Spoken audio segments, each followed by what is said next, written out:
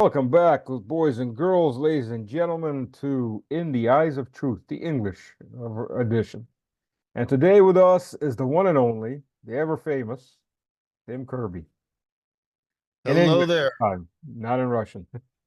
So, Yes, in English this time, yeah, much easier. So I'm always thrilled when I get the opportunity to do anything in English at this point. Your forefathers were the salt of the earth, but they understood that that earth did not need the salt of their tears.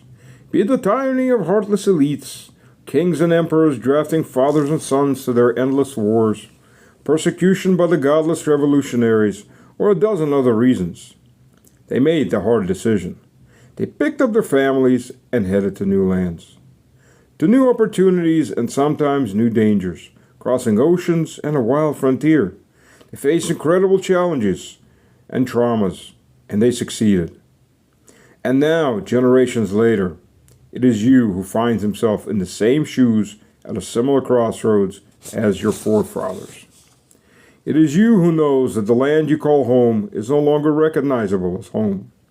That all your hard work, what was built over generations, is just another pandemic away from being seized. The freedoms your forefathers fought for are hanging on by a shoestring, with globalist billionaires and conglomerates coveting your land. As the powers that be may plan to draft your sons and your daughters for their foreign adventures. It doesn't matter if you're American, Canadian, or Australian. Your children's future is no longer bright. You're the new Afrikaners marked for expropriation. The militantly woke no longer have a place for your faith in God or your big families, and they're coming for your land and the water rights that have sustained your family farm, your way of life. What is to be done? And where do you turn? There is hope.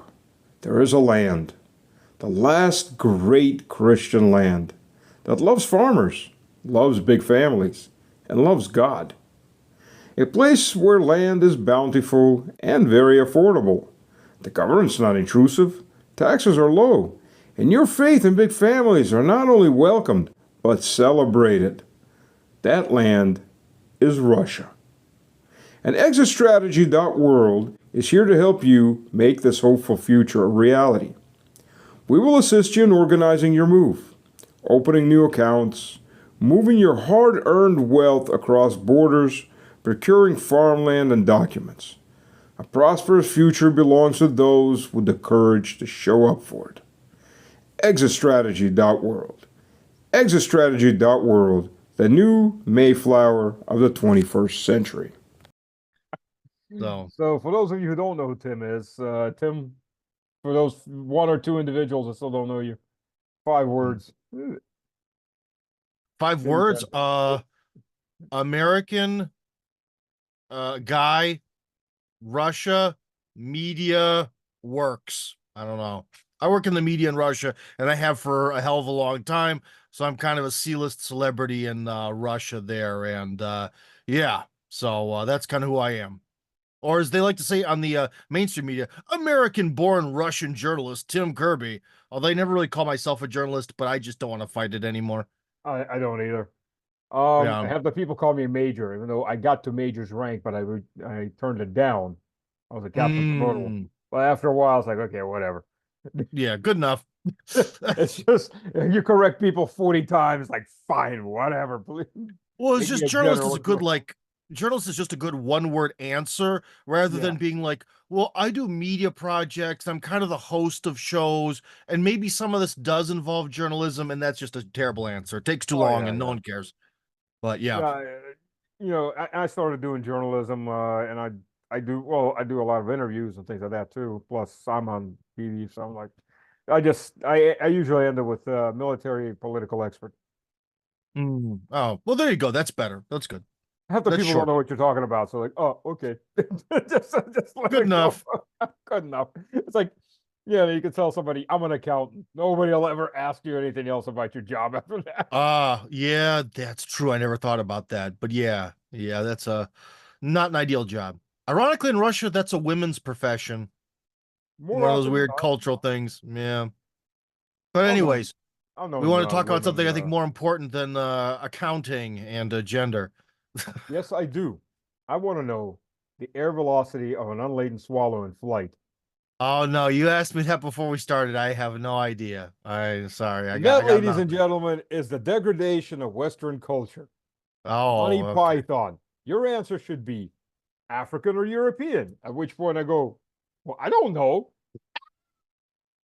Ah, Okay, that's from like the Troll or something. Ah, okay. as the guy I on the never bridge. saw those movies, but I'm sort of I knew people who really, really liked them in college. So I've sort of heard all the jokes at some point.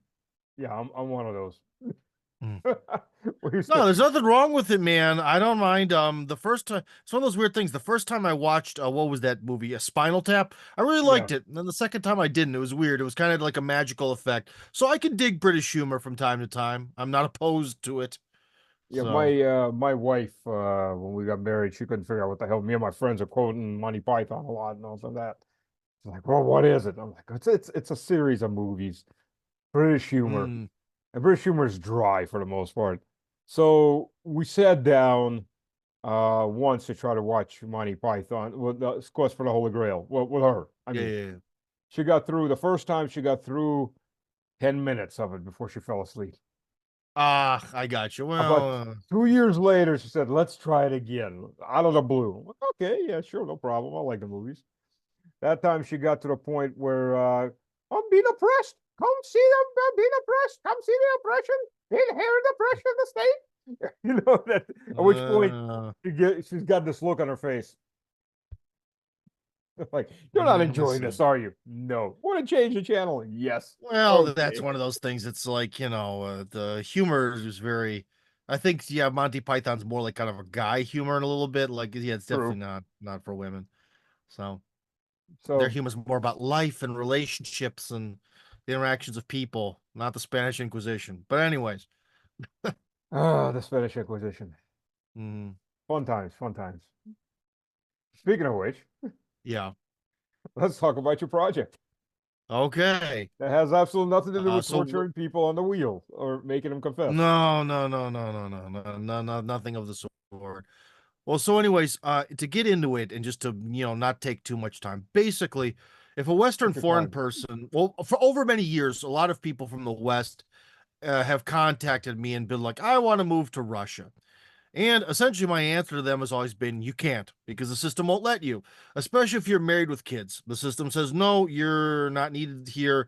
You could really only get married as a Westerner, really only get married to a Russian citizen and move here, via marriage. You basically need some sort of like legal, or what I call legal foothold to get in the system. That is not what it's called in Russian. It's called osnova or osnovani or whatever. It's like the That's not legal mine. basis, Yeah. but that sounds weird in English. So, anyways, you need this basis or foothold, and that's usually being married. One of the other ones would be being born in the Soviet Union, so on and so forth. Right. And so I've had to tell people year after year after year, nah, sorry, man, it doesn't work like that. You can't come here. Oh, but I'm really, really faithful. I'm an Orthodox Christian and I have 7 kids and I'd love to live in Russia. Sorry. So at some point, I had a conversation with Father Joseph Gleason, the American born Russian Orthodox priest who lives up north. And we had a conversation in his kitchen, and that's where the idea was born between the two of us. So this is half my idea, half his idea. And then over time, I got to meet Russia's top migration lawyer, Timur Beslangurov, and he kind of joined up on this whole thing. And long story short, thanks to having a really good migration lawyer with a lot of connections, you're sort of able to put together this program where you buy land, you buy a house, which normally foreign people can't do for the most part. There's some land and houses they can buy, but definitely not all of it, kind of a select minority. So you Wait, can wait, buy wait, wait. whatever, buy a place in the Moscow region. That also buys you a place in the horrific migration quota, and that allows you to begin a life in Russia without having to get married to a Russian citizen. So that's ultimately like the gist of the project. I've got a couple of corrections on that. Yeah. But wait, a non-Russian citizen can buy any apartment, any house he wants. What he can't buy No, is well, no, no, no, no, agricultural no, land. no, no, no, no, no. That depends on the zoning, my friend. Apartments, yes. Apartments are full game. When Yes. it comes to land issues, ooh, that is a mysterious, very frustrating, unclear ballgame of extremely high risk. You can't let that kind of information go out there. Some single, like what we would call single family residence Right. zoning, the Russian equivalent of that, you can generally buy that, but again, it's very selective. Well, but when Oh, I get I've approached by bought it, people, and I've known people have hold bought on. it. When I get approached by people Mhm. time and time again, because this is another thing, Mhm. people keep asking me, no one wants to live in the city. They don't want to live in an apartment, and they really generally don't want to live in some house in freaking Sherbinka that's like on 40 square meters of land that's crushed next to a lot of buildings. They want land. And generally, that big, fat, open land is not accessible to foreign people. Like I said, you can't buy agricultural land. You could buy land in the middle of a forest, but you can't buy agricultural land. Well, You can forests are another issue because if most of it's the time private the land. forests are actually controlled by the Ministry of Forestry or Natural Resources or something. So it's really difficult to develop forest land, It's true. especially in the Moscow region. It is. I'll put it this way: it ain't happening. Well, you can when you buy forested land, before you can cut down old growth trees. I mean, Yeah, little saplings, whatever, nobody's going to care about. Nobody's going to notice. But any major trees you cut down, you have to go get actual permission to cut them down. Which is, by the way, the yeah, same thing you have in Oregon State and in Washington State. Uh, yeah. And it depends yeah, how many have to come to get cut down. So that means more permissions. It's a whole thing. yeah. So yeah. So again, it's one of these things where a lot of people think they can just like buy whatever the hell they want in Russia, and in a lot of ways you can just build whatever the hell you want, which is nice. But foreign people don't really have the right to just buy whatever they want like Russians do, and that's another part of this project. But ultimately, the whole point is to buy the ability to have a place in the migration quota. That's ultimately what it all boils down to. Now, when I went through, because I'm by birth from Lugansk, but Lugansk Yeah, wasn't part of Russia at that point. yeah. Um, what what got you the it didn't actually buying a house didn't get you a point automatically in the migration quota. What it did was move you to the top of the line Mm, because you have a place to live. So you're not yeah, just going to be some foreigner who's going to be bumming around after that without a place to live. You have a place to live, so obviously you probably have an income if you have a place yeah, to yeah. live. But you still have to go talk to the migration people at the office and tell them why you want to live in. They'll do a little interview with you. It's a little BS interview, but Yeah. you still have to do that. But it gets you up to the front. But it doesn't work in Moscow and it doesn't work in St. Petersburg. Yeah. It works Well, in the small cities and in the mhm. countryside. Well, we have a special agreement. So Timur and I worked it out with the Mhm. governor and his staff of the Moscow region, with the guarantor of this agreement being Rosatruychestvo, that the people who do this special program get a place in the migration quota. So we're Oh, talking good. about a sort of specialist exception that's Mhm. part of a program. Yeah, but everyone essentially to immigrate has to live, in theory, live somewhere, right? They have to have a Right. place where they're registered to live. And of course, having your own home is also a benefit to that, but yeah, because very often landlords won't do it, which a lot of foreign people refuse to accept, and then they come here and they fuck up their lives.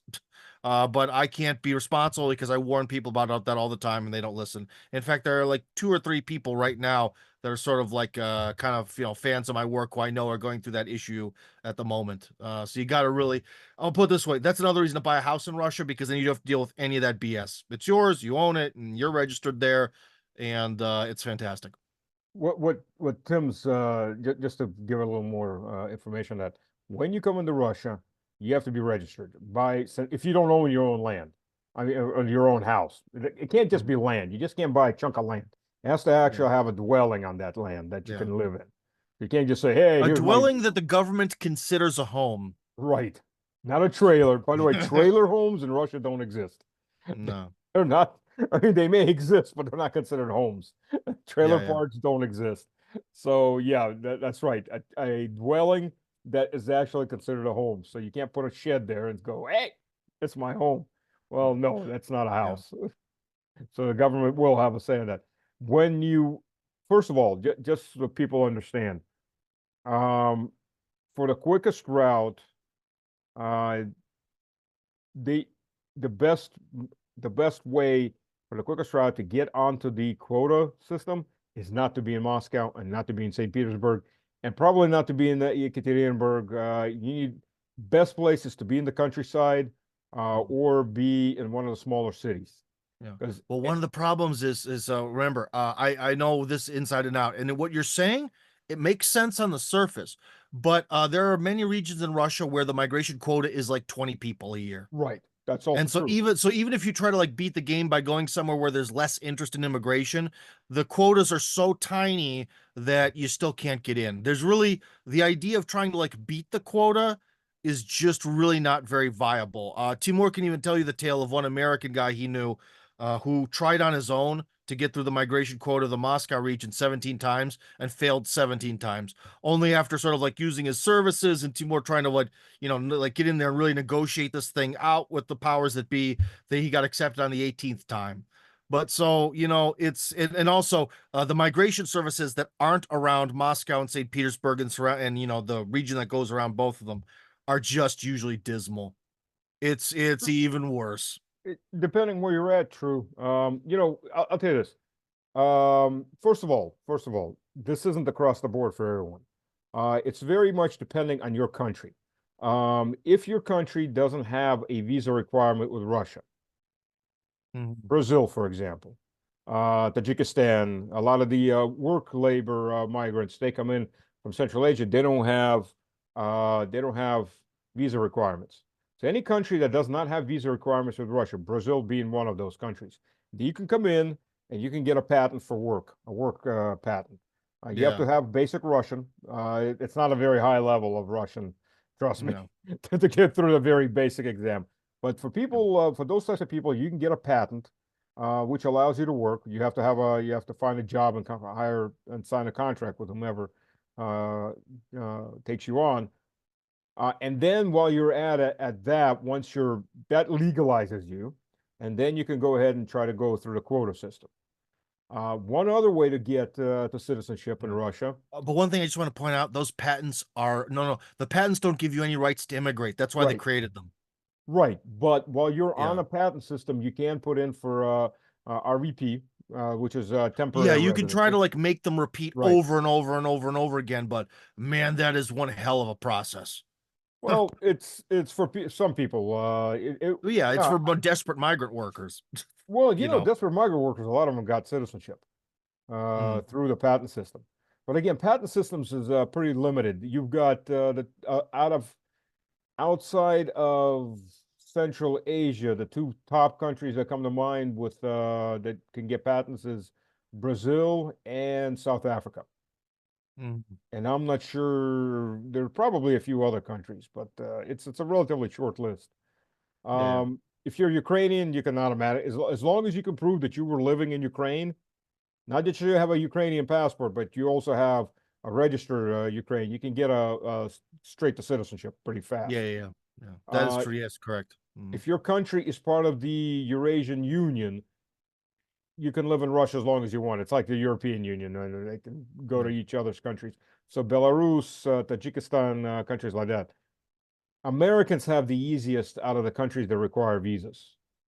Because Americans can get a 3-year multi-entry visa that allows you to stay 180 days, out for 1 day, and back 180 days.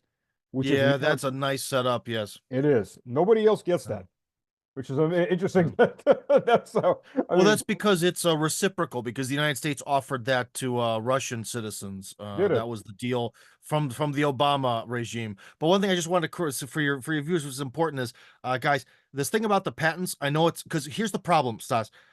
People, they hear the positive side of something and they jump on it when it True. comes to Russian immigration. About this patent thing, guys, it may be theoretically possible. It ain't going to happen. You're not going to be able to do it. You're not going to be able to beat the Sakharov migration center like a lot of these Tajik guys are, who can sort of keep doing this patent thing over and over and ad nauseum. It ain't going to happen. And no one is going to hire you with patents. What those things are for is they are a sort of compromise to allow like grunt laborers on like job sites to be able to work here, but then have no rights to immigration. That's the whole point of it. It's to keep you eternally like the Mexican guy on the back of a pickup truck who's asking to work in someone's backyard for the weekend. That's the point of them. So it's not a viable method. Well, what the patent is, since they don't know exactly, well, it's gotten much tougher right now. It's got much No, more not regimented. surprisingly. To be honest, that whole thing needs to be at some point eliminated. I think we really have to, after the war is over, sit down and really think, how are we going to do this going forward? But that doesn't concern Western people. That's a different issue. Um, the patent. Well, right now I've got a guy that works for me who's on a patent, but I've got to get him registered. That's a Yeah, whole. It's actually got become much different than it used to be. Well, the patent yeah, was original because you had all these guys coming in from mostly Central Asia, and yeah, they were doing work here and there, and the government wasn't collecting any taxes. Nobody knew anything about, is he making 100 rubles a day or is he making 100,000 rubles a day? Who knows?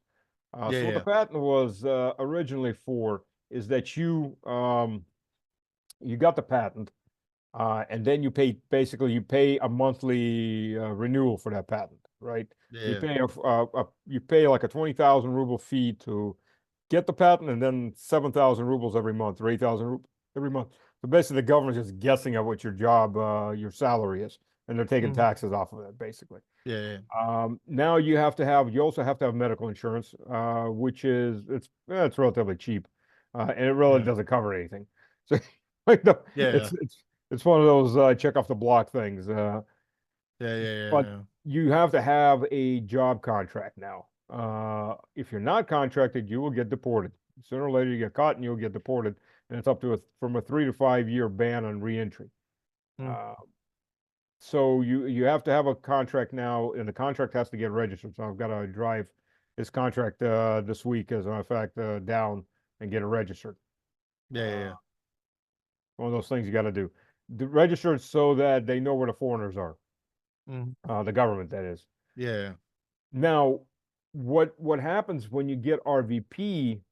Everybody who is in Russia legally has the right to apply for temporary residency. It's the law. Now, having said that, then you get into you got to be there legally when you put the documents in. You got to be there legally when you get the documents back. If you get popped onto that quota system. yeah, If you have a wife, if you have a child, or you have a parent who's a Russian citizen, you bypass it. yeah, yeah, yeah. Yeah, that's the If you way. Yeah. finish a degree, there's another thing. You come to Russia, you can go get a degree You have real to quick. finish the degree with honors, with a red Right. diploma with honors.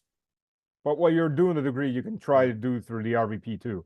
But Oh yeah, yeah, there's always that. Yeah, yeah. yeah, yeah. It's as Tim said, it's not an easy system. No. And you do have to have basic Russian. If you think you're going to come over here, I speak English.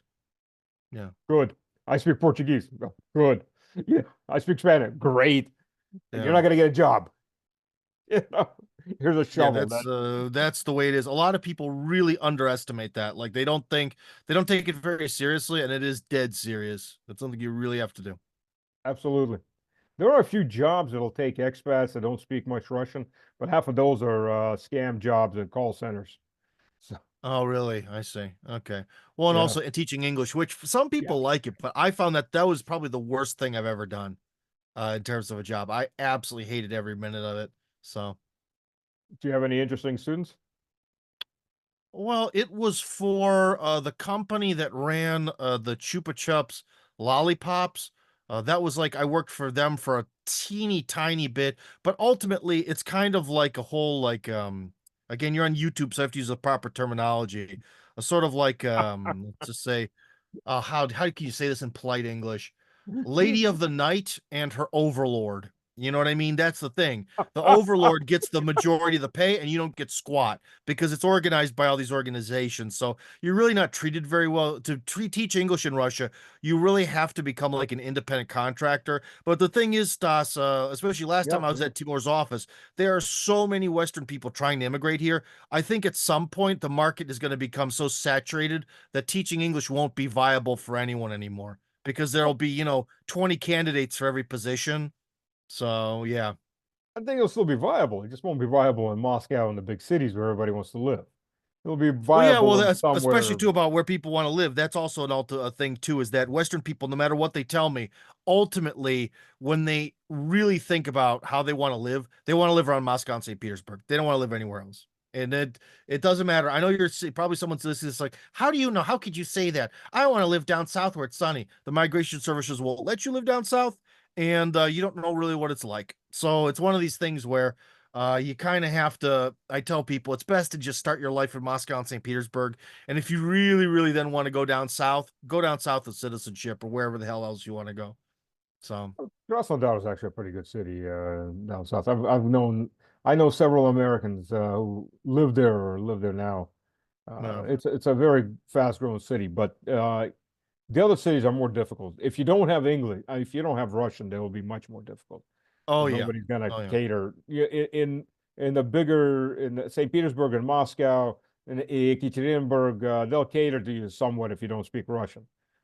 In the other cities, no, you got to have Russian. Yeah. Yes, especially smaller places. Yeah, they're going to. No, And to nobody's be gonna honest, bring you an what you said, English cater. language I menu. think to be honest, even really working here in Moscow all these years, I don't think they're going to cater to you in Moscow either.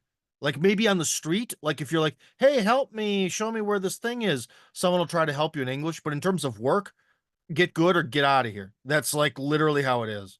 There's very little you could do except for, like I said, teaching English or maybe something where it's for some reason really revolves around English. Yeah. Well, if you do remote work, yeah, that's not an issue too. Well, If you yeah, do of remote, course. There's now plenty of people who do that. Yeah. software development, by the way, also takes a lot of English language people, just Yeah. because they've got a lot of those companies have customers outside of Russia, so That they is do true. take English language. So if you're a software developer, IT person, and the jobs actually pay pretty damn well, even Yeah. by Russian standards and by Western standards, they pay really damn well. But again, you're limited on the career options if you don't speak Russian. Yeah. There's Yeah. that Yeah. limit. Yeah. Yeah, I had And a yeah, in fact, the company in the Mariel Republic that iSpring, they wanted me to try to find them some Western people who could work at their company. I believe they ultimately only hired one person, which is kind of a shame, and it wound up being like an English teacher and not like an actual programmer. So I'm kind of sad about that. So if anyone is a programmer and you'd like to work in the middle of Russia, there's a company willing to hire you and do all the bureaucratic crap related to your visas and all that other stuff. They're called iSpring, and you can hit me up after this video's over. So, anyways, yeah. and that makes a big difference if they're willing to do the bureaucratic crap for you. Yeah, The that's grunt the work. thing, and that's why I thought it would be. But the problem is here about Western people. Let's become judgmental here. It's that whole Western thing of like, how should I put it? They're not aggressive enough. Like the people would just be like, who are sort of involved in this. I'd be like, okay, so did you talk to them? Well, I don't know. I sent them an email. They never responded. Dude, fuck, dude. Come the fuck on. Get your ass in gear. Like, especially Stas. Well, this is, I'm sorry. The thing is I get told from one ear, America's becoming Sodom and Gomorrah. There are fentanyl addicts everywhere. I'm afraid that because of this whole, alphabet soup, rainbow world, they're going to cut my kid's dick off. Okay, so I hear that in one ear. Then later in the other ear, I hear, oh, well, I don't know. They didn't respond to my email. Well, do you really want to move here or don't you? You know what I mean? Like that shit. So this is the kind of stuff where I've become a Russian racist. Where sort of like when Russian comedians and stuff make fun of Americans, that's like very typical in our behavior. And we deserve to be made fun of that. It's unbelievable. Everyone was like that. Well, they didn't respond, or I don't know. It's like, be aggressive. Well, Like in America, yeah, people try to hire you. In Soviet Russia, you take job for yourself, blядь. You know what I mean? yeah, yeah. Oh, I know. It's well, Americans. I don't want to say Americans, Westerners in general. They have this Yeah. passive aggressive thing going. Uh, Yeah, that. Yeah, because yeah, being aggressive is bad, which means yeah, being a go-getter is bad. We'll clip your nuts already. You chemically clip them or socially clip them before we have to really clip them. And yeah, then, yeah. and you gotta admit, most people in the West are so passive aggressive these days. But Yeah, they, that's exactly it. Well, there's a lot of ways to Stas. It's because everyone knows that if you actually lash out in any sort of way, you'll be punished. You know what I mean? So I kind of yeah, understand a little bit where it comes from our totalitarian state. But it doesn't matter. In Russia, the rules are different, and I've noticed that in Russia, the problem is Russians generally hate the word aggression or aggressive. That's a bad word. It's always has a bad context. So I try to not use it. But I would say I don't know, maybe very. Why is Truman trying to call me while I'm calling you? Very harshly decisive. Maybe yes, that might be a better way to say it. yes. Like because those I've seen it in Russia. People in Russia who are really passive, They sit in the one-room apartment they got from their grandmother and they play World of Tanks. And that's their life. That is it. And maybe they have a beer on the weekend. All people in Russia who are successful are very take from life type of Yeah, people. you got to be So a yeah. go-getter. Well, I mean, Yeah, yeah. that used to be the norm in I won't say all of the West, but in the Anglo-West, that used to be the norm. Yeah. That it, in the 80s, that's how people were. In the 90s, it started going down. And then after that, it just went into social neutering, like Yeah. chemical Well, neutering. I heard someone, I can't remember who said this. This isn't my idea. I got it from somewhere else, but they sort of said the worst thing that we as Americans ever did was in the 1950s. We decided that if we just shut up and play along, everything will be fine. That's the Yeah, pathway to success. yeah. And yeah. And to be honest, also, when I talk to people on the other side of things, really whiny and complaining Russians, they have sort of the opposite thing of that. They're like, but in the Soviet Union, everything was free and the education was free and this thing was free. Everything was free, but if you had to work 40 hours a week minimum, and if you didn't, you got thrown in jail. So that's your free stuff. So like this stuff, that same type of person does exist in Russia. There's plenty of them, but for some reason in Russia, it's maybe there's a different percentage of them, or the losers in Russia just get so crushed that you don't even see them. I don't quite know how to explain it. Whereas in America, like when you're in white Protestant land, everyone is terrified that their lawn might be just a little bit too big and or too long, and they'll have to start paying maybe fines, or someone might notice, and everyone is so stressed out and they're terrified and crushed behind their smile. You know what I mean? So in Russia, you don't get that. Sorry to go on a kind of racist rant here, but when we're talking about these issues, I need to shock people, because a lot of Western people who they want to come to Russia, but they sort of don't like get these things. That No, they like don't. Russia They is more don't. of a, again, the Russians don't like the word aggression. It's a decisiveness based society. I Yeah, want to say aggression based society, but decisiveness based society. And if you can't deal with that, you're going to be in deep trouble. It took me a while to adapt to it, and I'm from a pretty harsh fucking place. So, it's more of an. I think the better term for it is alpha male. maybe It's more I alpha don't male. know. Yeah. Even the beta males are more alpha than what you get in the West.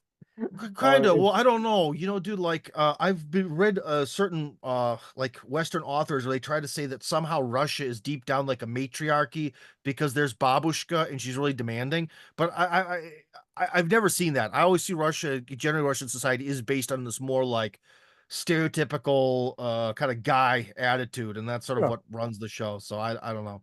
Well, if a smart woman knows how to manipulate her man, Yeah. and there was a good saying when I was in the military. How does a woman become the wife of a general? She marries lieutenant. Exactly. Yeah, yeah, And Western women don't understand that either, by the way. And by the way, yeah. if you come over, if you first of all, if you're just coming over to date a Russian woman, as an first of all, I hate that crap. Our women aren't whores to be whored out. Well, It just dude, that's one thing that Russian people kind of you guys kind of participate in a lot of that. Like a lot as a foreigner, everyone's like, "Oh, do you like our women?" Like, okay, I can go bang even more of them if you like. yeah. It's the Russian culture. I don't understand what here, maybe you can tell me. As a foreign person, okay, you got a Russian guy, and I'm like, "Yeah, I'm a foreign person. I was born in America. Do you like our women? What does he want from me? What does he want for me to react? Like, what's the reason for this line of questioning? What's the point? Yeah, I'm No, straight.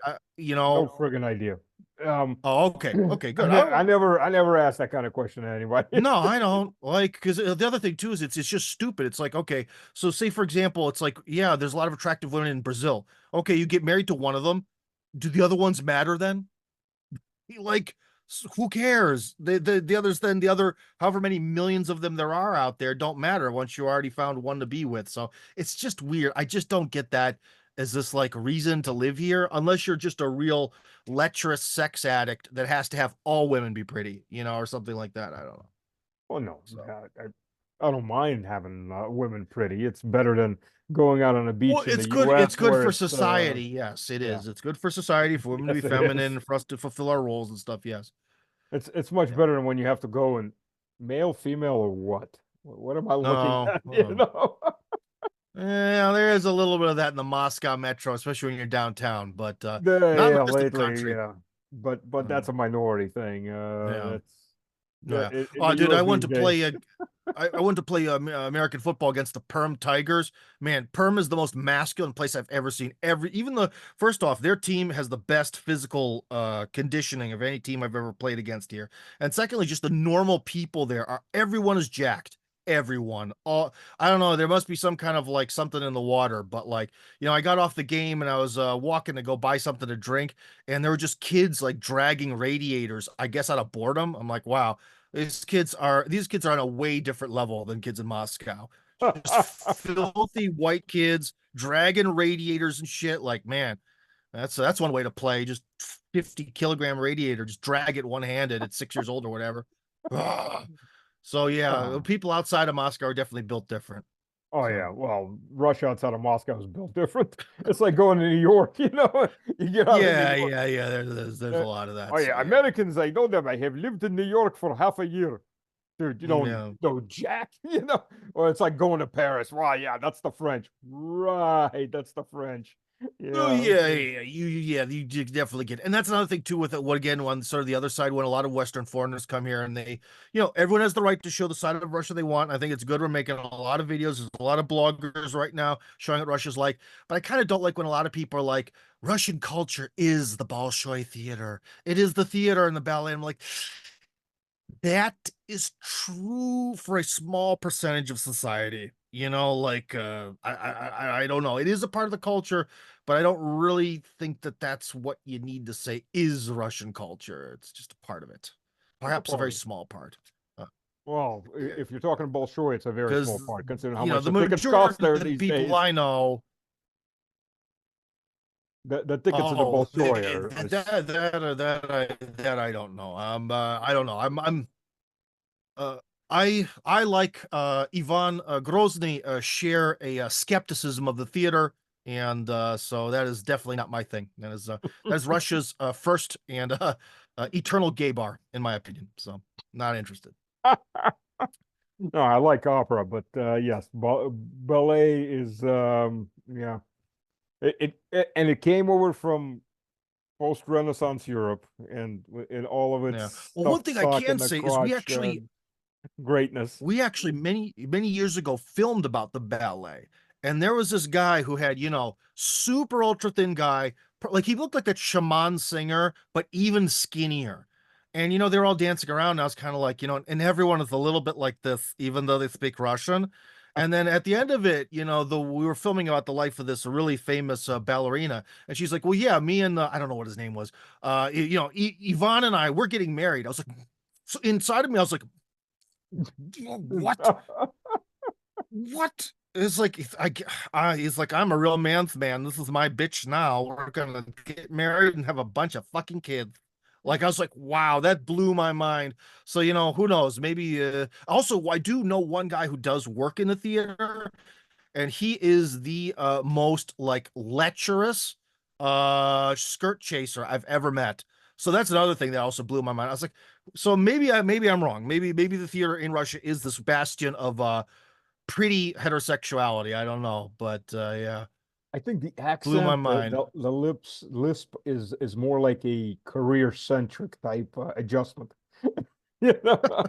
Well, I don't Okay, know. before you start dancing, 6 months of Yeah. lisp training.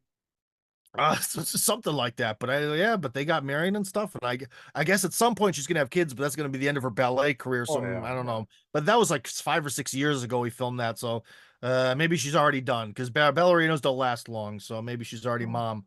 If you ever look at their Hopefully. feet, if you ever look at their feet, they Yeah, really yeah, don't last yeah. long. Jeez. To burn out. So to be honest, I think it's actually worse than American football because there are no 40-year-old ballerinas, but my 40-year-old ass is still out there. So There's not even third string 40-year-old better. Though there are, nah, nah. I watched, whose was it? It was either London or New York had the 200 kilo plus ballerinas. That was Oh, that was that I don't interesting. know. Man, that's a lot of strain on your heart. That's a lot of strain on a guy that she jumps and has to catch. Oh, yeah, that too. But By the way, Wow. you can hear the vertebrae just go. I'm gonna get Well, yeah, fire. this whole fat acceptance thing is ridiculous. And I'm glad in Russia we don't accept that. No. That's it's just madness. You can't. I'm actually only a little bit overweight. Got to have that offensive line body. I'm trying to lose weight, to be honest.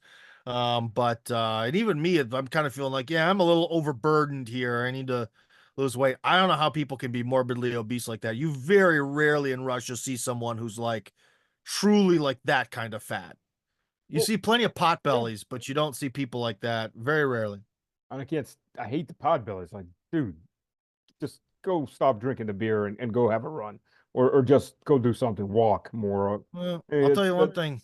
The problem is, how do American football players in Russia celebrate? Immediately 3 beers. So they can burn all those calories, but then it's just all goes to beer. So yeah, it's a little bit of a problem. yeah, Yeah. but I'm not talking about you guys. I'm talking about the Oh, average. the more There's normal quite a guy. few pod bellies walking around these Yeah. days, unfortunately, and that's mostly beer.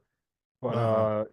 yeah, the morbid obese people. If you look at it, the ones that push the body acceptance, most of them don't live very long, and most of those guys they rotate pretty quickly because they heart gives out, everything gives out. It's just Oh how it is. yeah. I mean, it's yeah, it does. It puts a lot of strain on people and yeah, I mean there's plenty of already dead fat acceptance bloggers, but yeah. Um what can you say? We're almost out of time. You want to Oh continue? no, I'll, really? I'll send you another invite, and we'll Oh, continue. okay. We'll do part two then. If you still got Yeah. questions for me, I'm ready and I'm here. All Any right. second now, this will just go click. Okay. Well, then anyways, Any I'm second gonna go now. click on my own terms. All right. See you soon. Yeah. All right. And we're Go. back. Part two. All right. By the way, Part two. before we forget, and I do want to talk some more about your project. Yeah. Before we forget, there is another way to get Russian citizenship that's actually pretty quick. Two ways. Two ways. One's relatively low risk, but the other one is relatively high risk. Now, the low risk, we'll go with the low risk. You can go and take an exam, the carrier of the Russian language, носитель русского языка. Mhm. If you pass this exam, and they're given once a month, now, if I've taken one semester of Russian, you ain't gonna pass this exam. No. Let's just begin with this. What the exam is, there's only two parts of this exam. The first part is you listen to a 30-minute video on some topic, documentary video, and then you fill out questions about the documentary. Now, as a Russian who took this exam with my wife and my oldest daughter, as in fact, too, she was already over 18. And what I told them was the moment, and it was about Christmas in Russia or New Year's, how New Year's Yeah. came to Russia celebration under Peter Great. I told them, take notes. But it's all in Uh-huh. Russian. I don't give a damn. Take notes. You're not Yeah. going to Yeah. remember most of this crap. You're only watching it once, 30 minutes, and then now you're answering questions. And thank God we took notes because if you, as a Russian speaker, as a native Russian speaker, if you're not taking notes, you ain't going to pass it. Well, yeah, 'cause If it's you don't. long. Yeah. It's long. It's 30 minutes. They're gonna and they're gonna ask you all kinds of crap out of that video. So Yeah. if you can't watch a 30-minute video, understand it, and be able to regurgitate it. I mean, just to regurgitate to somebody, you're not gonna pass. And when you're doing it, you've got to take notes. And then there's a speaking portion where they interview you. Yeah. The short But portion. remember, dude, like, but I don't know, even then, if you have a really strong accent, they're not going to consider you a native speaker. Well, it depends on the person. It totally depends Mhm. on who you're interviewing with. Um, so yeah, there is a portion, there is an option of that they may not, Okay. but it's very depending on the people you're interviewing with. And those of you who think that you're going to be taking the exam and just buying the exam, which was an option because it went private. It's now going back to government issue Russian language exams only Yeah. because of the corruption that instantly appeared, selling Russian language tests. So that's one. Once you get that, you can file for Russian citizenship. It used to be you have to give up your previous citizenship, but you don't have to do that anymore. So within 2 years, you have to file for Russian citizenship. So it's a pretty Mhm. fast and straightforward, but you've got to be really decently fluent in Russian. Yeah, Not you have be to be I can top read it tier. right. You have to be almost, I won't say you have to be a native level speaker, but you've got to be somewhere close enough that again, it's a 30-minute Mhm. video that you're going to be watching. The other way that you can get instant Russian citizenship in 3 months, Yeah. sign up for the military service. Yeah. Once you finish your basic training, it's not like in the US. In the US, you have to serve 5 years before you get American citizenship. Yeah. In Yeah. Russia, you cannot serve in the military if you're not a Russian citizen. So once you finish basics training, you take your oath of service, you get your citizenship. And it Mhm. doesn't matter if you don't speak Russian. I know I did an interview with an English bloke who pieces word. He's got really basic Russian, or after a year of service. Well, he's already got his citizenship. He's been on the, Mhm. but he's been fighting. So just understand, more than likely, you do that, you're gonna get to see action. Yeah. Yeah. But you And and your even if you family get don't, like I citizenship. tell people, if you're not the toughest person you've ever met, don't join the Russian military. You're not ready for it because everyone thinks it's going to be like this weird daycare center with cute uniforms, and that's not how it is, especially during a time of war. But Oh, even outside of that, man, I did this reality show. It was in 2014 or 2015, whenever, like a little bit after the Crimea returned back home. And yeah, so I did 1 week in the Russian military, and it was just a nightmare. I am not built for it, and I think the average person is definitely not built for it either. It's tough, real tough. well, yeah, it's tough. I mean, I did 11 years of service Mm. in the U.S. Army back when it was tough. Yeah. It was already degrading. Right now, what the U.S. military is right now is a joke. So Mm. if all the Rambos out there, if you think you're gonna come fight Russia with NATO, yeah, you'll come fight. Good luck getting out alive, short of surrendering. Yeah, it's not especially right now. I'm not going so well. But anyways, did you have some other questions about this whole American Village Yeah, thing, yeah. or So yeah? let's go back because we went way off. We went so far Ah, it's all right. into, That's where the fun is. into outer space field. All right. So okay, so the American Village, is it an actual, is it just a lot of land? Is it a neighborhood that's being built? Is it a neighborhood that's ready to be built? Yeah. How does a person go around about this? Well, unfortunately, the whole plan of to build in this sort of separate mini city didn't go through because the cost of getting electricity put in became insanely high. The electric company Mosenerga was completely unwilling to budge, and the amount of money was insane. And although I did find an investor who was willing to pay for the cost of all the different bureaucracy, which is going to wind up being like 2 million rubles to get the land subdivided and all this other stuff. Once that cost came in for the juice, I couldn't do it. So we had to change plans. And so rather than being its own separate cool city, which is, kind of heartbreaking, we found a dacha community where there was a lot of land left to buy, and it's in a really nice location, and it's really well organized, and it's right by the Istrinsky water reservoir, so it's right by the big old lake out there. And so yeah, when I saw it, I was like, well, this is better because, like, I was actually just telling someone before this, they were yelling at me, well, why did you move it? That's dumb. Why did you move the project? I was like, well, hooking up electricity to what we're trying to build cost 36,000 rubles around the Istrinsky water reservoir. To do the project in Serpukhov would cost 400 million rubles. So there you go. Sorry, sorry, sorry. 36,000 or 400 million, your choice. 400 million rubles. Yeah, that's what the initial one. Later, I filed a formal complaint and it was dropped to 179 million. But after that, I was like, well, there's no way I'm going to be able to get this down because the initial deal, although certain people in the government say they heard things differently, and I don't think that they're telling the truth, was that they told me, oh, well, this is actually we're gonna get you the electricity goes to the territory, like the edge of the territory, and then when you start building, you're gonna have to expand the electricity, which actually isn't that expensive because getting a transformer really doesn't cost that much money in No, it Russia, which is doesn't. pretty crazy. They're not super expensive. Getting installed isn't crazy expensive. So that actually would be a viable sort of cost thing. But no, I was promised that going up to the land would be 0 rubles, going up to the edge of the territory for electricity. Then all of a sudden I get a bill for 400 million. It's like, well, okay, whatever. And then that's when the project had to change. To be honest, I really should have taken, the government offered some little plots of land that were like failed dacha communities that were much, much smaller. But I kind of wanted to go big with this thing. I wanted to go crazy and go big. And I probably just should have taken that like a long time ago and taken like 10 plots of land and just went with it. But, you know, hindsight's 2020. Now, the community that I live in, Yeah. when we built the community, well, the lots were sold off. We Mm. ran at our expense. I mean, everybody, part of buying the land was paying in for utilities. So we ran the utilities up and down the roads, gas and everything else, Yeah. and electricity.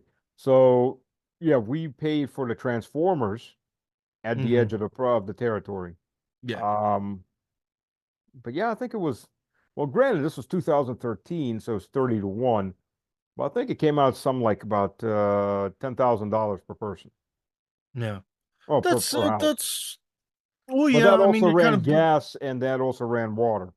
oh, that's a whole. Oh, okay. Well, Yeah, that's the a whole. whole. That's more reasonable then. Yeah. Yeah. So So I'm actually waiting for this house to finally get connected up to gas because apparently they're going to gasify basically everything around Chekhov.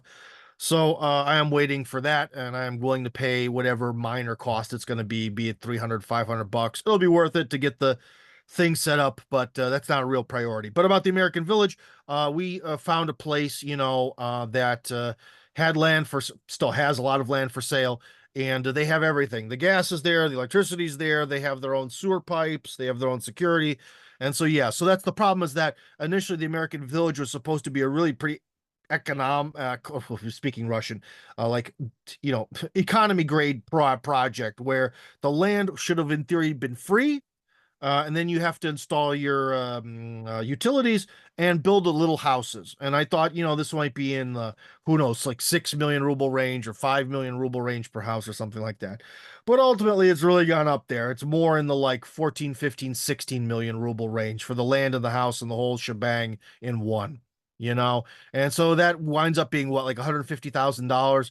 And only a few people have bitten so far, because it is much more expensive than initially planned. But what can you do? That's the realities of things. The government was unwilling, and I've talked to the governments about this project. I've talked to the government of course, the Moscow region where it is, the Novgorodskaya region.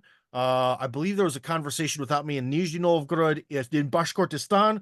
They were more willing to help with this, but still, the way the Russian laws are, you don't give foreign people free stuff. That's just the way it is. So it's like they could give me land around Bashkortostan and maybe help out with electricity. But again, when it comes to construction, I don't know anyone out there. That would be my problem. So, with the whole sort of thing of foreign people deep down really just want to live around Moscow and St. Petersburg.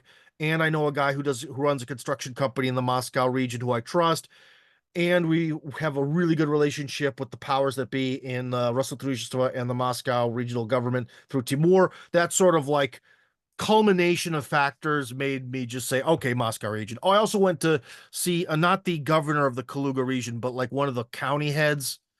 He wanted to do the project, but again, no one was willing to put money into it. They were just like, here, use this land, but build it up on your own money and bring a lot of foreigners here and that's not kind of how the world works, you know? well, yeah, they'll give. Well, listen, getting the land is already 50% of the issue. Yeah, yeah, Once you yeah. get that, but yeah, I mean, but then again, if you look at it, and no European country and plus like that, you're not even going to get land for free. I mean, Yeah, yeah, yeah, exactly. the land will cost you your next three generation of kids. Yeah, from what I've heard from German people, yeah, you're in Germany, you don't buy anything anymore. You got to be either lucky or you're renting till you die. At least that's what the German people I know have told me. Well, So, that's always been that way in Germany, though. I uh, lived in Germany when I was in the military, and everyone I talked to, it's interesting. But Germans are very interesting. That less than about a third of the Germans actually own the property that they live in, but they could rent the same property from the same owner for 30 years, 40 years. Mhm. I see. Why don't you just buy it at that point or go buy your own? Oh, yeah, it's responsibility and all that. It's like, Oh, that goes back to the whole we were talking in the previous segment. Passivity. oh, yeah. Dude, I want to take as much real estate as I can, so I have at least my, an empire with my last name on it. You know what I mean, to pass down to my kids and all that. So yeah, I may have a really, really shitty house, but I own it lock, stock, and barrel. You know what I Yep. mean? So, and a second house that's even worse, and an apartment in Moscow, and blah blah blah, and so on and so forth. So yeah, So yeah, yeah, there you go. Um, Buying, by the way, one of the biggest issues, first of all, as far as foreigners, there is a nice little enclave of foreigners, and not just Americans, but just foreigners in general, up in Pereslavl, Zaleski. Yeah. Zalesky, which is about 2.5 hours north of Moscow. It's Yeah. it's almost a midway point between Moscow and Yaroslavl. Nice Yeah, city, it kind of Yaroslavl. is. Yeah. Yeah. But they're all unique in that they're all handicraft people. They're like Oh. different. If you go up there, there's an American priest. Maybe that's the one you're talking about. Yeah, Father Joseph. Yeah, Yeah, yeah, he's Father up there. Joseph. He's up there. He's got his own Orthodox church, or at least he does some of the services in there because there's so many foreigners, Western Europeans that got up there. But they're all handicraft Yeah. people, different, blacksmiths, painters, things like that, artistic Yeah. types. So it's a little mini community that's formed up there, right? So it's pretty interesting, but that's one of those unique, more or less unique things. There's Yeah. That's kind of like how, in a lot of ways, like when the Russian government, so like, we talked a lot about what foreigners expect from Russia and all this other stuff. But sort of the opposite thing is a lot of times when you talk to government officials, they really want people to come here and farm. And the thing is, like, Yes, I try to tell them, I'm like, well, you have to understand that, yes, the United States is a big country with a big population, true, but only 2% of the population works in agriculture. yep, So when you look at like a generic person who wants to move to Russia, the odds are they're not a farmer. And so the government's always kind of like, can't you just kind of like stir up and order us some farmers? I'm like, that's, human beings aren't really orderable.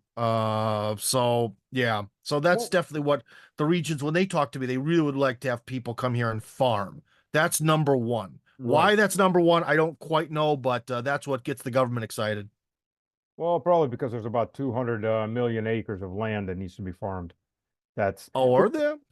Hey, yeah, I guess that is, we already got plenty of people working in offices and stuff. Why not, so, but, I'll tell you because number one, Russia is already a powerhouse as far as agriculture, and the plan is to make it grow, yeah, and literally make it grow. Two, the land that's fallow, it doesn't earn the government any money. It's not yeah, economically being used. The yeah, government actually has to spend money to maintain it, forest fire, keep criminals off of it, so on. And you can't mm, get any taxes off of land that the government owns. It can't tax itself. mm-hmm, So it's got nothing to do with as far as to do yeah, with that land. If you can get some kind of economic activity going on it, farming. And you're absolutely right. Now, there's a couple of videos, some Happy Acres, a couple of families like that have come out there, and local governments, uh, big families, five, yeah, 6, 10 kids, and the governments are, and they're not Orthodox, a lot of them, but they're Canadians, Americans, others, Australians. The local governments are helping them set up, but that's yeah, local government like dependent. what I was talking about the Kaluga region, Mhm. that's exactly the sort of situation you described where like a lot of the people left in the 90s. So there's this like I believe it's called Masalsk is the place, and Mhm. it's this little tiny town. And the problem is that none of the people there could take out a loan to like experiment and like, build their own farm, but there's so much land there, it's crazy. So I get what you're saying. But about like with foreigners and farming, one thing about all that the Russians don't see is that all that's really organized and worked out in the past. And usually these people have almost always already have experience, with the Right, exception of Justice Walker. He kind of came here with very little experience. He did it on his own. But all the other ones, like they always, the media makes it seem like they just came here and clicked their fingers and they got this free farm from the Russian. No, no, no, no. It's because they proved they were capable farmers and right. that they had the know-how and this, that, and the other. And yeah, and generally they probably didn't get the farm. They got a loan agreement to actually get the farm when they attain citizenship. That's Right. probably what actually is happening behind the scenes. That's usually how that goes. But no one reports that because the reporters here are 20-year-old women and they don't care. Exactly. There's a lot of truth in that. Sorry, it's just true. They're not. They're There like, is, there's a lot. what gets. They're like, it's emotions, it's feeling. People are coming here. They're changing their lives. That's what excites them. And I'm excited. But what about the bureaucracy of the immigration process? What about the bureaucracy? That's where I get excited. So yeah. Yeah, I get excited. My blood pressure goes up. Oh. My mother's putting in for citizenship, so I'm back dealing with UFMS. That's always fun. Yeah, Oh. the very word UFMS, and my blood pressure starts to go up. No, my God, yes, those 4 letters. They're burned into the soul of every English speaking person in Russia somewhere. Oh, Not just English. It's yeah. anybody that ever had to deal with Anybody's yeah. Like I Trust tell me. people, because it's the God's honest truth. It's the only place in Russia I've seen an adult man cry. I don't think I've ever cried, but I've actually kept repeating myself. If I kill him, I'll go to jail, and my family will die. If I kill him, I'll Yeah. go to jail, and my family will, yes. I'm an alpha male, so it's the opposite Yeah. effect. It's like, okay, what can I use for a weapon here? There's plenty of objects. Yeah. Okay, stop. I gotta stop. I gotta come down because they'll just close the window on you and go away. So yeah, Tim's absolutely right. UFMS. Now again, if you want to move to Russia, by all means you can move to Russia. There are ways, but learn patience. Oh yeah. When it comes to most things in Russia, you need some patience because that's how it is. It's not like dealing with the Spanish speaking or Latin speaking countries in Manana. Russians aren't like that. They say they're going to do something. They'll more likely they will have it done at the time they say they're going to do it. It's not going to be manana. But when it comes to bureaucracy, and the bureaucracy you will be dealing with is immigration. If it comes to the bureaucracy of registering your house, it's easy as all. It used to be hard. They got these document centers all over the place. You go in there, people are nice. They'll take you the documents that you need. They'll do all the stuff for you. I was shocked the first time I went through. It's like, wow, why on the same planet? Yes, I still am. Yeah. But the immigration services don't have that. No. No. It's a fight for survival. That's why if anyone's really interested or having problems, contact me after the show. I'll put you into contact with my buddy Timur Bislangurov, the #1 immigration lawyer in Russia. And yes, you're gonna have to pay for his services, but he'll hopefully straighten things out. So yeah. And I went through it all by myself, though I have good ties. I have good contacts. So that helped a lot. So people that don't have contacts, good contacts, are gonna have problems. I mean, it's just how it is. I had problems anyways with contacts. So it's and it's gotten much easier than it used to be. Oh geez. UFMS has gotten much easier than it used to be 10, 12 years ago. Then it was it's more. The more it gets streamlined, the more there's some sort of also online functions are good. I can tell you one thing though. I sometimes hear from people. They're like, "Well, I'm getting married to this Russian woman. Her cousin knows somebody who works somewhere in the migration services. This will be easy because everyone thinks that in Russia it's easy to bribe everyone. It's like no. That your sister's wife's sister's cousin who mops the floor can't do anything for you. Yeah. So unless flat out, unless you know people with contacts that have stars, yeah. You're not going to bribe anybody. First of all, those days, and most of these migration centers are now quite big and centralized, cameras everywhere, and you're not going to bribe them. And if you're going I think that was also part of the point of why they made them big and open. There's sort of nowhere to hide, you know. Yeah. So, it was. I remember it was a couple of years ago, and couple by about 10. No, I guess no, not 10. About 6 years ago, went to a migration center to register my mother-in-law who came to visit us, and the lady that helped us. And it was near Christmas time too, so the lady that was helping us, real nice lady. I mean, she did a lot to actually help. My mother-in-law was like, oh, I need to thank her, so she takes out a small bottle of cognac and hands it to her. And she's like, whoa. Yeah. First of all, no, they're cameras. Second of all, oh, by the way, there's a bottle of champagne somebody else left me. Have that too. So we walked out. Not only we Oh, gotta real. wind up giving a bottle of cognac, we walked out with a bottle of champagne too. Frick. Yeah. So no. You're not gonna bribe people. I'm not gonna say Yeah, there aren't, those days are over. yeah, those days are over. I'm not gonna say there aren't bribes, but bribes, most of the bribes that happen are like in the West. They happen in big boardrooms with very small number of people sitting there No. with very large salaries already and on big projects. They don't happen on that level in the migration center, things like that. Because No. it's no, it's not. So put that out of the way. That's not gonna happen. Mm. So that's not gonna happen. That's just how that is. So yeah, if you get lawyers, yeah, lawyers will help quite a bit, especially if you don't speak Russian fluently. Yes. But no one can help you pass the language tests. There's no way around it. There's no winning. You just got to do it. But at least they're easy. So, Yeah, relatively easy. Though they, like I said, they used to be a lot of these guys from Central Asia come in there and they get they're past the test, and you look at them and they can't piece three words together. Like, mm, yeah, you passed the test, I'm sure, but that's gone away too now. It's all centralized. no. By the way, one of the big problems too is because of sanctions is getting your money in and out. And here's my little pitch. Mhm. For the guys that are helping sponsor this video, Exit Strategy World. And I've worked with them, and I've also been a customer of theirs. So it's they'll help you move money legally. Yeah. They'll help you move money so you can move, and not just to Russia, to different parts of the world. If you want to get your money out of high risk zones, which is most of the Western economies these days, into places like Turkey, Dubai, Hong Kong, El Salvador, they'll help you, and they'll help with residency in some of those countries that they can work with.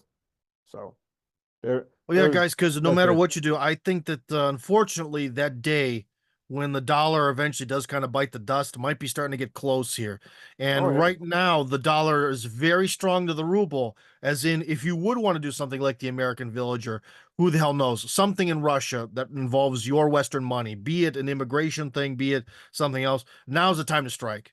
Because I think the situation for the dollar is only going to get worse. So that's my 2 cents on this. But then again, my opinion is a little bit biased. Oh yeah, I think you're absolutely right. Look, the U.S. economy is putting on what about $1 trillion of debt every 4 months at this point. Yeah, yeah. And it's the medium short rate percent interest rate is gone up to 5.5, which is the historical norm. And what you're going to have sooner than later, if you look at Greece, you can look at Italy and different countries, is you're going to have a sovereign debt crisis. Mm-hmm. And that's when people start looking and going, 5.5%, as much debt as the country has. Nah, that's too much risk. Give me 7. Next guy's gonna go, give me 8. Some other guy's gonna go, give me 10. And Uh, that percentage rate it goes low, low, low, low, and it parabolic curves yeah. straight up. And you're hitting 30, 40%, and that's collapse. Government can't sell the debt, and then the government starts printing even faster to cover up the spending. And And then you that get is definitely hyperinflation. very, very much like the Greek scenario. And also, Greece has never recovered from that. No. Not yet. And they probably won't until they get a completely new banking system and a completely new government with a very different attitude. Because, anyways, that's a real sad story that I think we've covered on my channel. I hope we have. But at least in the past, I know I've covered it because I've talked to a few experts about it. But, anyways, do you have any more questions about the American Village, or is it bedtime here? Well, it should be bedtime, but I've still got a ton of work to do after this, so it's not bedtime yet. Well, anyways, if somebody wants to get in touch with you, what do Oh, they need to do? what can they do? Okay, well, first off, the website is americanvillages.ru. I just finally got the domain fixed today. That was a real pain in the butt. So americanvillages.ru. And if you go online, if you're on Telegram, Telegram is an amazing place. You should use it.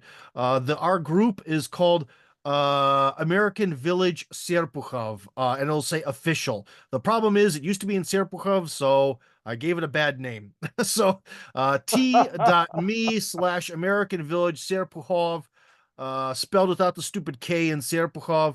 There you go. So you'll find it, hopefully. But yeah. So there you go. So, anyways, if and the good news is there's actually the government's looking at a lot of immigration reform. There's a lot of different bills that are in Parliament that are being discussed now. The West has a tendency of any bill that hits Russian Parliament, it's a law, it's the law, it's the fact. Oh, this is how it Oh is. yeah, or the And that's classic Putin signed this. Putin signs a lot of stuff. That doesn't mean he created it. It just means that that drives me nuts. But anyways, yeah. yeah, exactly. And a lot of stuff where they say, "Oh, this is how it is." No, that's usually it's an idea. Some member of Parliament farts out some stupid idea, and the West is ready screaming, "That's the law in Russia." The vast Oh yeah, majority of the ideas don't make it past that bad especially smell. Vitaly Milonov. That guy loves to say questionable ideas. That's his Yeah, job. yes, he does. Uh, but He puts the anyway, so yeah, balloon up. so and also it's kind of shocking. It's almost like in Russia they kind of want to run certain ideas past the public. It's as if they might kind of care about public opinion, as if. So yeah, can't Don't say that in the Western media. No, no, don't no, give the no. peasants in the West any ideas. Right. I even heard, but I mean, these are Russians, so we Russians are primitive. I Uh-huh. mean, we are. We're absolute vulgar, barbaric, and primitive. We even read every bill that goes through 3 times before Ah, quorum I of see. Parliament. 3 times it has to be read, and Hmm. and this is how barbarians live their lives because we're uncivilized. Hmm. Every change in that bill gets posted on the internet under the Parliament's website, so you can actually go read the actual bill. Whenever somebody tells you, "Oh, this bill's all of this," no, you go actually read it and go, "Well, actually, Hmm. no, it doesn't do any of that." And every other Yeah. change that goes into it. Yeah, I mean, Mm. I know, we don't run like civilized Western countries, but what can I say? Yeah. We don't No, have 10,000 page omnibills. there you go. Yeah, yeah, I forget about that. Yeah, no omnibills with their magical 3 words that can change people's lives somewhere hidden in all those pages. But Hey, what yeah. about writers? Remember the writers? Oh yeah, that too. Yeah, I remember that. I remember that. Yeah, yeah, yeah. But anyways, there are a lot of advantages to Russia. There's still some problems here, but we're working on those. It's the one thing I'll tell people though is overall, it's kind of nice to live in a country where you sometimes, a lot of times, feel like more or less you're headed in the right direction. That is a lovely feeling. Because with the United States, again, I kind of diss on the United States a lot, but that's only out of, let's put it this way. I wish it wasn't the case because I felt like, especially as a teenager, it's just like when I was still in America, you're like, how much can we shoot ourselves in the foot as a society? We've got all this money. We've got all these great industries. We've got all this gigantic media, and we do this and that. We do everything. What are we doing to ourselves? But unfortunately, uh, I certainly lost that battle. But yeah, so from that feeling, it's nice being here where more or less things kind of seem to be going in kind of more a bit, yeah, the right direction. And that's a nice feeling. And two issues. First of all, and unfortunately, very much unfortunately, Russia still has relatively strict gun laws. So you're not Yeah. going to be able to pack a 9 millimeter in your under your uh, belly. What are those things Mhm. called? The little pouches that they What do you mean, like a holster? no, no, no. The thing in the 90s and in the Oh, the 1000s. fanny pack. Fanny pack. That's it. That's what it is. Yeah. You can't pack a pistol in your fanny pack, and you can't. First of all, if you're not a citizen, you can't own firearms. Period. Yeah. Uh, No, firearm, no, yeah, firearm no. ownership is regulated. You have to buy a smoothbore rifle first for a certain amount of time. Then you can get a rifled rifle. Pistols Yeah. are not available for the average person. Only the ones that fire the rubber bullets. Yeah, But yeah. air So pistols. They're basically well, I'll high put it this compressed air way. pistols. There is cause for hope because there is a decently large gun community in Russia. And I know for a fact that legendary media mogul billionaire Konstantin Malafeyev is a huge fan of guns and has a lot of them and owns gun ranges. So there is hope, the Uh, one major media player. But I usually, when you look at the stuff he promotes, it's usually, I'll put it this way, it's kind of like that Maslow's hierarchy of needs. And unfortunately, the way Constantine sees the world, well, unfortunately, hold on, I said that badly.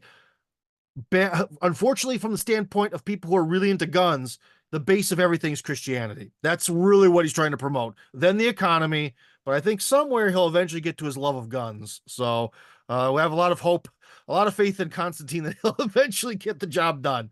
But for now, it's Christianity and economy. That's usually his two big talking points in all the media he funds. So I've come out on his on Tsargrad quite a few times. yeah, Quite a few times. great project. It is a great project, and that's another thing about faith, especially for the Christian faith. You know, it's not uncommon. You'll get on a bus, and the bus driver will have an icon of Christ right beside him, Yeah. or same thing on planes and that. That's not banned, and there were attempts to do that, and that had a lot of backlash. Oh yeah. So this isn't the West where you can't talk about your you know, your being Christian or anything of the sort. Now you're not going to have brickyard preachers out there screaming, "You're all going to hell." Well, yeah. That's not going to Well, yeah, fly. because proselytizing is considered socially destabilizing. So yeah, that's a no go. Yeah. But You can have you can have a talk with somebody like, you know, hey, Tim, if you're interested, I'll tell you Yeah. about the Orthodox faith. You can do that, but you can't do that out on a courtyard screaming at people and things like that you'll see in the U.S. Places like that. Yeah. That's that's not going to fly. Yeah. But Christianity is not a bad thing. That is actually the main thing. The majority of the population, though actual regular churchgoers, I think like about 23-25% of the population. Yeah. But it's growing and changing. It is. So everything's going in the right direction. So like I said, this whole restoration of Christianity is kind of the base of our pyramid of what we're trying to do here in Russia. So that is more important. But yeah, but guns and all that kind of good stuff, that'll come eventually. Although I would have to say, well, one thing Russia does have nailed, the tax system and private property. Yeah. That we have just nailed perfect the way it is. It's the Republican dream, as I call it. Yeah. Oh yeah. Absolutely. Absolutely. No, guns. Yeah, it's a pity with guns. That really is. Because I do like guns. So, and an armed Yeah, society is a polite society. you're darn right. Well, anyway, Stas, I think it's about time for me to hit the hay. Do you got anything else more for me, or we're gonna sign off here? Well, I guess we can sign off.